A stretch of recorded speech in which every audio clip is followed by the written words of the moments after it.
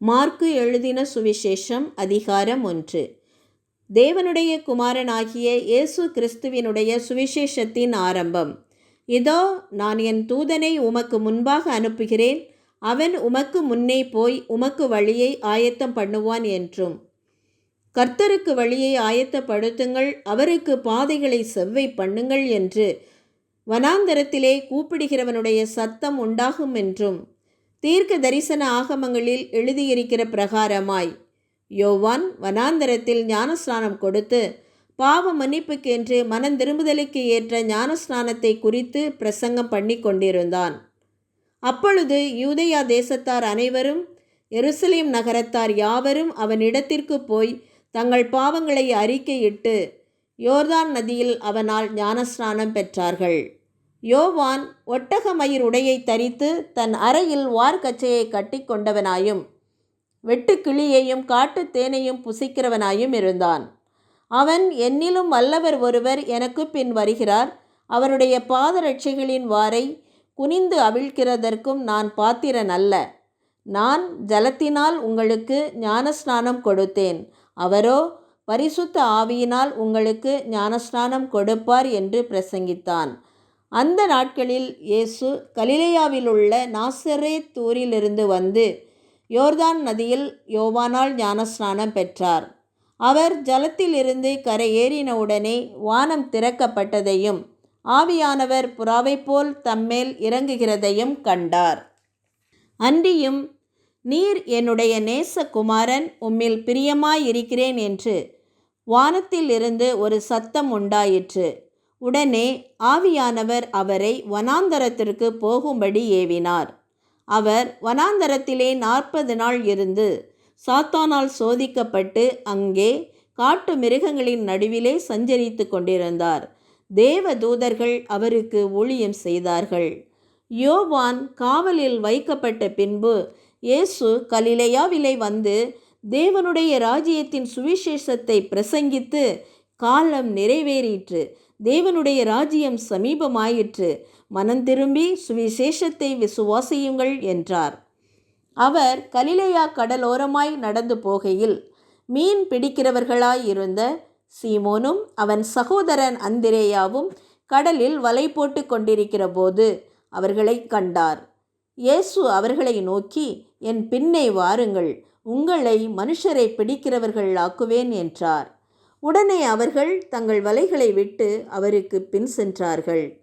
அவர் அவ்விடமிட்டு சற்று அப்புறம் போனபோது ஜெபதேயுவின் குமாரன் யாக்கோபும் அவன் சகோதரன் யோவானும் படவிலே வலைகளை பழுது பார்த்து கொண்டிருக்கிறதை கண்டு உடனே அவர்களையும் அழைத்தார். அப்பொழுது அவர்கள் தங்கள் தகப்பனாகிய ஜெபதேயுவை கூலி ஆட்களோடு படவிலே விட்டு அவருக்கு பின் சென்றார்கள். பின்பு கப்பர்நகூமுக்கு போனார்கள். உடனே அவர் ஓய்வு நாளில் ஜெப ஆலயத்திலே பிரவேசித்து போதகம் பண்ணினார்.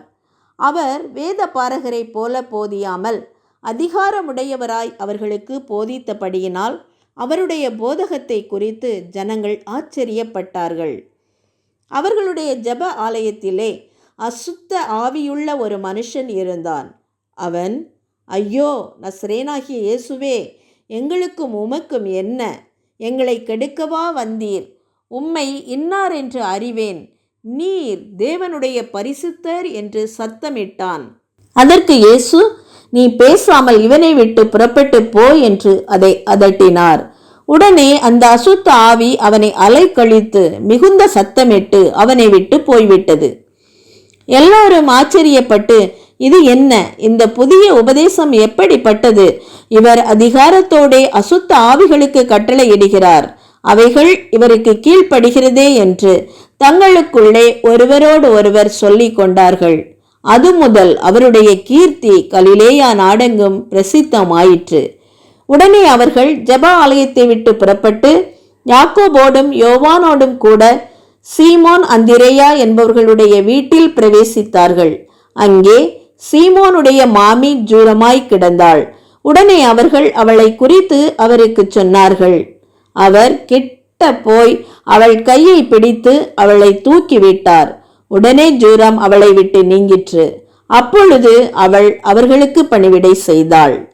சாயங்காலமாகி சூரியன் அஸ்தமித்த போது சகல பிணியாளிகளையும் பிசாசு பிடித்தவர்களையும் அவரிடத்தில் கொண்டு வந்தார்கள். பட்டணத்தார் எல்லாரும் வீட்டு வாசலுக்கு முன்பாக கூடி வந்தார்கள். பலவிதமான வியாதிகளினால் உபத்திரவப்பட்டிருந்த அநேகரை அவர் சொஸ்தமாக்கி அநேகம் பிசாசுகளையும் துரத்திவிட்டார். அந்த பிசாசுகள் தம்மை அறிந்திருந்தபடியால் அவைகள் பேசுகிறதற்கு அவர் இடம் கொடுக்கவில்லை. அவர் அதிகாலையில் இருட்டோடு எழுந்து புறப்பட்டு வனாந்தரமான ஓரிடத்திற்கு போய் அங்கே ஜெபம் பண்ணினார். சீமோனும் அவனோடு இருந்தவர்களும் அவரை பின்தொடர்ந்து போய் அவரை கண்டபோது, உம்மை எல்லாரும் தேடுகிறார்கள் என்று சொன்னார்கள். அவர்களை அவர் நோக்கி, அடுத்த ஊர்களிலும் நான் பிரசங்கம் பண்ண வேண்டுமாதலால் அவ்விடங்களுக்கு போவோம், வாருங்கள், இதற்காகவே புறப்பட்டு வந்தேன் என்று சொல்லி கலிலேயா நாடெங்கும் அவர்களுடைய ஜெப ஆலயங்களில் அவர் பிரசங்கம் பண்ணி கொண்டும் பிசாசுகளை துரத்தி கொண்டும் இருந்தார். அப்பொழுது குஷ்டரோகி ஒருவன் அவரிடத்தில் வந்து அவர் முன்பாக முழங்கால் படியிட்டு, உமக்கு சித்தமானால் என்னை சுத்தமாக்க உம்மால் ஆகும் என்று வேண்டிக் கொண்டான். இயேசு மனதுருகி கையை நீட்டி அவனை தொட்டு, எனக்கு சித்தம் உண்டு, சுத்தமாகு என்றார். இப்படி அவர் சொன்ன உடனே குஷ்டரோகம் அவனை விட்டு நீங்கிற்று, அவன் சுத்தமானான். அப்பொழுது அவர் அவனை நோக்கி, நீ இதை ஒருவருக்கும் சொல்லாதபடிக்கு எச்சரிக்கையாயிரு. ஆயினும் நீ போய் ஆசாரியனுக்கு உன்னை காண்பித்து, நீ சுத்தமானதின் நிமித்தம் மோசே கட்டளையிட்டிருக்கிறவைகளை அவர்களுக்கு சாட்சியாக செலுத்து என்று கண்டிப்பாய் சொல்லி உடனே அவனை அனுப்பிவிட்டார். அவனோ புறப்பட்டு போய் இந்த சங்கதி எங்கும் விளங்கும்படியாக பிரசித்தம் பண்ண தொடங்கினான். அதனால் அவர் வெளியரங்கமாய் பட்டணத்தில் பிரவேசிக்க கூடாமல் வெளியே வனாந்தரமான இடங்களில் தங்கியிருந்தார். எத்திசையிலும் இருந்து ஜனங்கள் அவரிடத்திற்கு வந்தார்கள்.